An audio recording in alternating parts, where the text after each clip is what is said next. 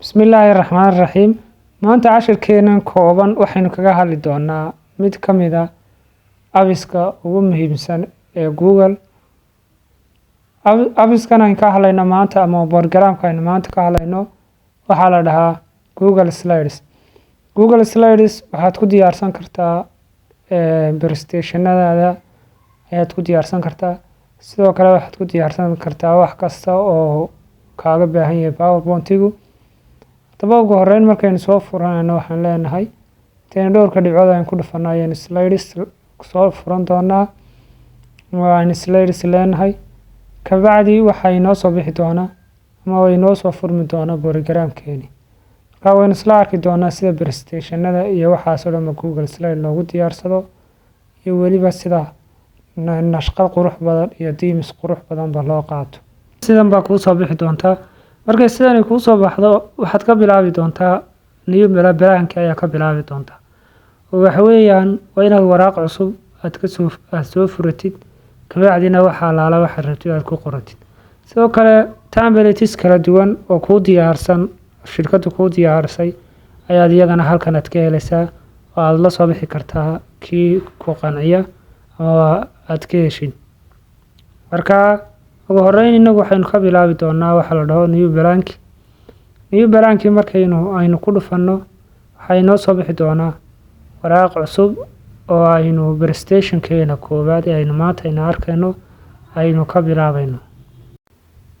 Kadib markuu slideska koowaad sidan uu kugu soo baxo ugu horreyn waxaad ka bilaabi doontaa ama aad samayn doontaa presentationkaaga inaad magaciisa aad u bixisid.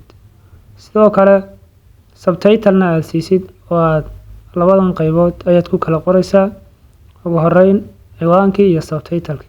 Sidoo kale qaybtan kale midigta xigta waxaad ka helaysaa dhammaan themes-kii kala duwanaa ama nashqadaha kala duwan ee presentationka ayaad ka helaysaa. Markaynu hoos aynu raacno waxaynu ka baari doonaa kayna qanciya kabacdi kaas ayaynu ku qaadan doonaa. Tusaale ahaan kan oo kale markaynu ku dhufanno waxaa isku kaa soo furaya presentationka noocan u nashqaday garaysan kabacdi adigu waad bedelaysaa magacaad rabto ayaad ku qoranaysaa. Tusaale ahaan presentationkaygan wuxuu ku saabsan yahay online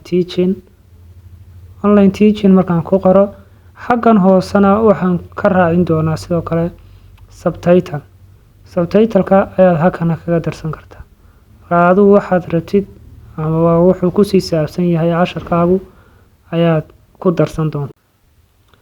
Kadib ciwaankeeni sidaas markaynu ugu darsanay waxaynu samayn doonaa ama aynu ku sii xigsiin doonaa inaynu ballistusno sida farta loo hagaajiyo ama loogu design garaysto markaad Google Slide aad joogtid. Kabacdi waxaynu highlight garayn doonaa ugu horreyn ciwaankeena ama qoraalka aynu qorno ayaynu highlight garayn doonaa.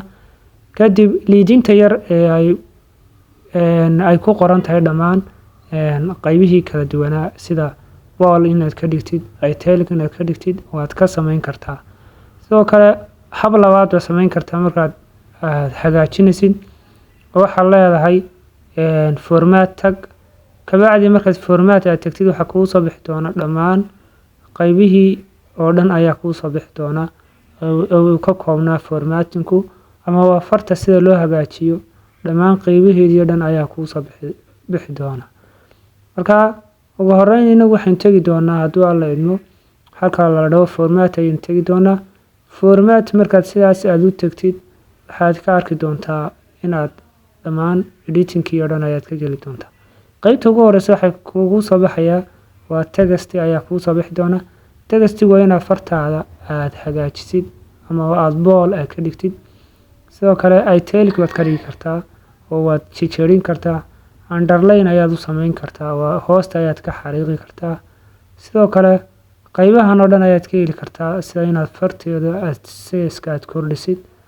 Farta markaad size kordhinaysid laba qaybood ayuu kuu soo saari doonaa inaad increase aad kor aad u saartid iyo inaad hoos aad ka dhigtid ama aad yareysid fartaadu inta xajmigeeda.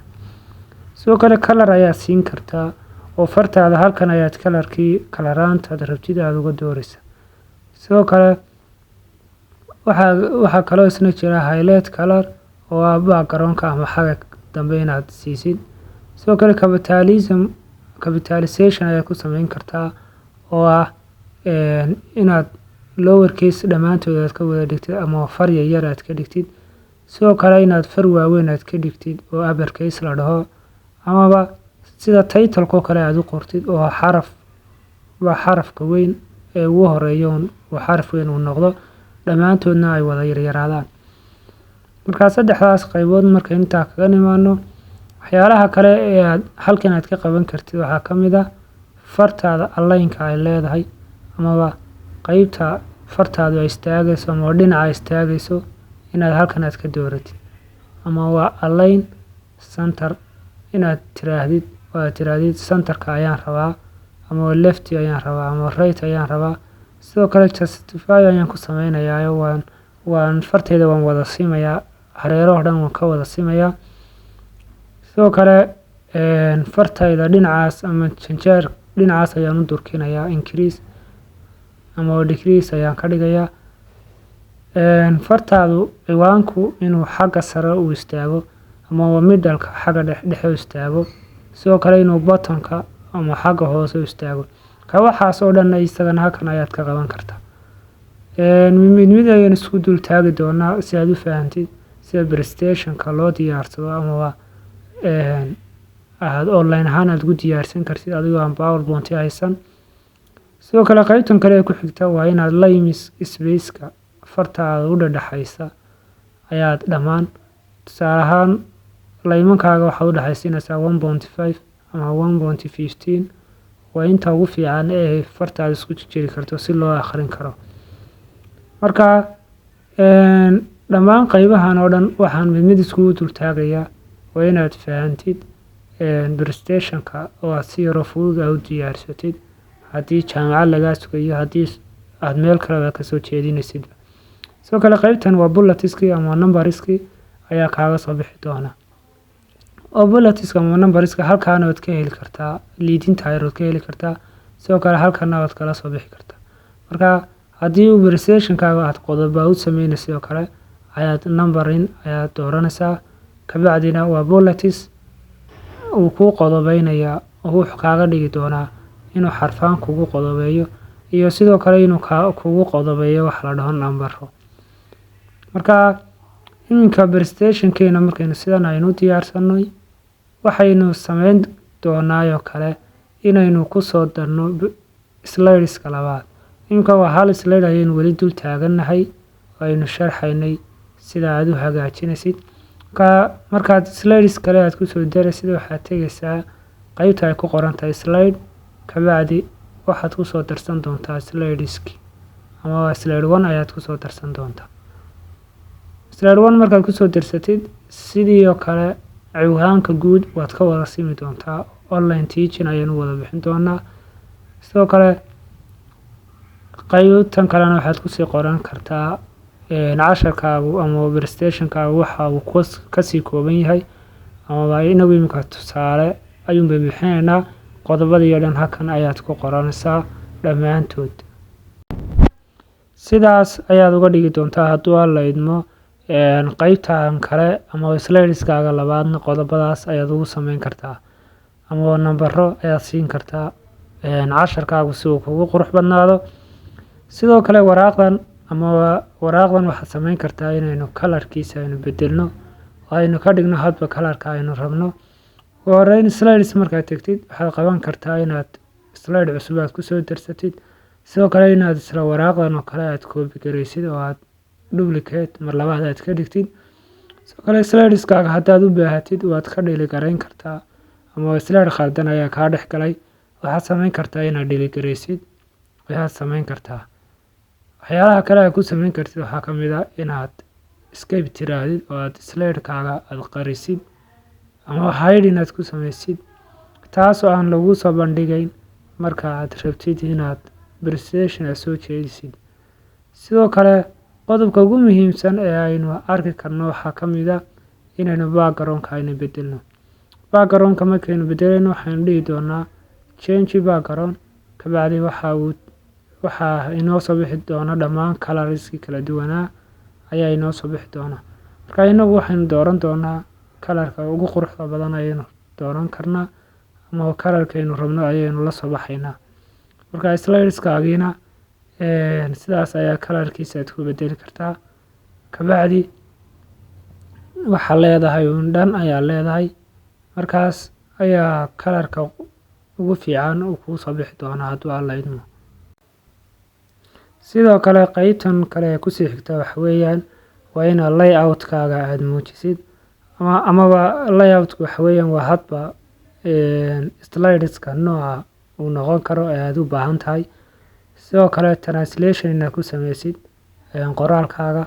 Sidoo kale inaad edit gareysid theme-ka dhammaantiis sidii aynu haddeer aynu soo furanay theme-kan quruxda badan oo kale ayaad ku sameyn kartaa inaad bedeshid.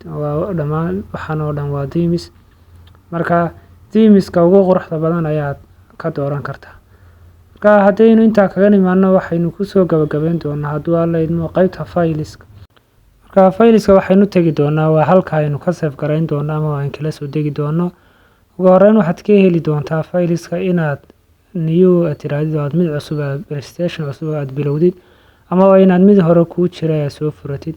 Sidoo kale waa halka ka share gareyn kartid oo aad share dhihi kartid oo qof kale uga diri kartid ama email aad uga diri kartid. Sidoo kale waa halka kala soo degi kartid oo downloadka ama meesha aad kala soo degisid PowerPoint ahaan ayaad kula soo degi kartaa. Sidoo kale PDF ahaan ayaad kula soo degi kartaa, document ahaan ayaad kula soo degi kartaa. Waxaa kaloo aad kula soo degi kartaa inaad sawir ahaan aad kula soo degtid sida PNG iyo JPEG. Marka waxaas oo dhan ayaad ka heli kartaa. Waxyaalaha kale aad fileska ka heli kartid waxaa ka mid ah inaad rename aad tirahdid oo presentationkaaga aad magac cusub aad u bixisid. Inaad sidoo kale folder aad ku dhex ridid markaad Google-ka aad dhex joogtid. Sidoo kale languageski iyo kale ama luqadii iyo kale inaad bedeli kartid ayaad ka helaysaa.